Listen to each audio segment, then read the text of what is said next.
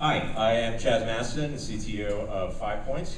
And what 5points is an application that lets any political organization of any stripe instantly generate a mobile application. This mobile application can do two major things. One, it lowers the bar for supporter participation in real world events. So it's not just about like collecting money and all that stuff that politicians normally do. It's about getting out on the ground and actually making people come to the polls.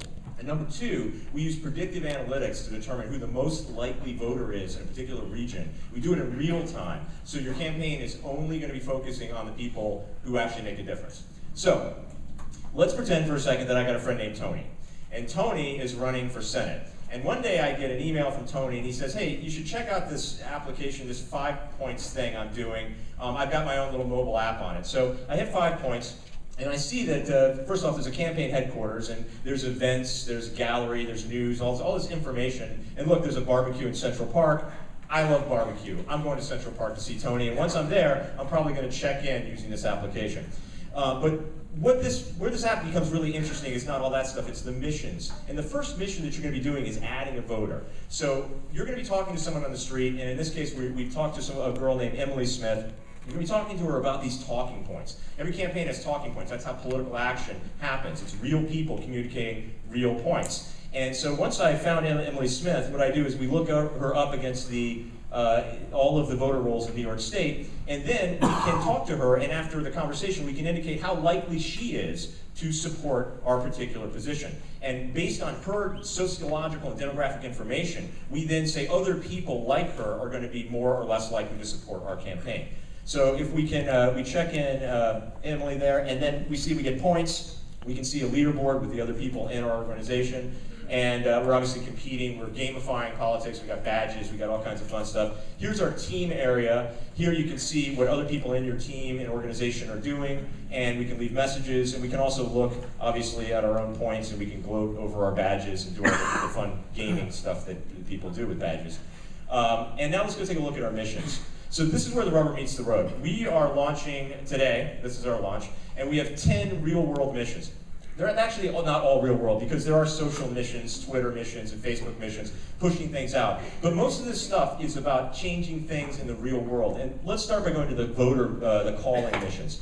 So because I signed in with Facebook, we automatically look up your Facebook friends, and we correlate it against the voter rolls, and we correlate it against also their phone number indexes. So immediately, without having to put their phone numbers in, I've got my friends that come up that I need to contact, because affinity campaigning is the way you get people to the voting. It's not about like broadcasting anymore. It's about talking to your friends and saying, hey, you gotta come vote for Tony. They come down to the polls, they vote for Tony, Tony gets elected. So this is our game board. This is the map. We've geo-indexed 70 million registered voters right now. We're going to have all 170 million in the country early next year. And what this allows us to do is walk around the neighborhood and see the people in our neighborhood. Literally look at the doors and go door to door, because guys, this is how politics gets done. It happens door to door, it's all local, and this is how you change the world. As you go to the door, you knock on the guy's door, and you say, hey, I want to talk to you. And now a campaign has a way in real time to get that information back and adjust their campaign strategy for it. So there's a lot of other stuff I'm not going to have time to show you. A lot of it has to do with our website. We've got some awesome analytics and other tools that are going to let SMS and email blasts that let campaigns manage their entire campaign in one location. And this is looking at the key of our map. Once we've checked in people, we get their phone records, we get their how much they've responded, how likely they are to vote, and once again, everything's invisible to the campaign manager. So, I was rushing a little bit, sorry, but the important thing to take away is that we all know Foursquare, right? This is Foursquare for politics, but instead of checking in a location, you're talking to voters, and you're checking in with all of us. And instead of becoming a mayor of a coffee shop, you can be the mayor. Thank you.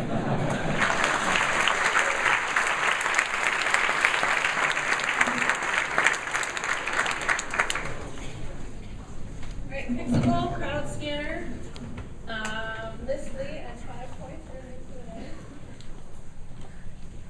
Q&A. Alright, so those of you who have been coming to New York Tech Meetup for a while probably know that we always seem to have an issue with Q&A, which is that someone from the audience asks a question, and the demoers are supposed to repeat the question, which happens probably about 20% of the time. So that means that Nate or I have to then remind them to repeat the question.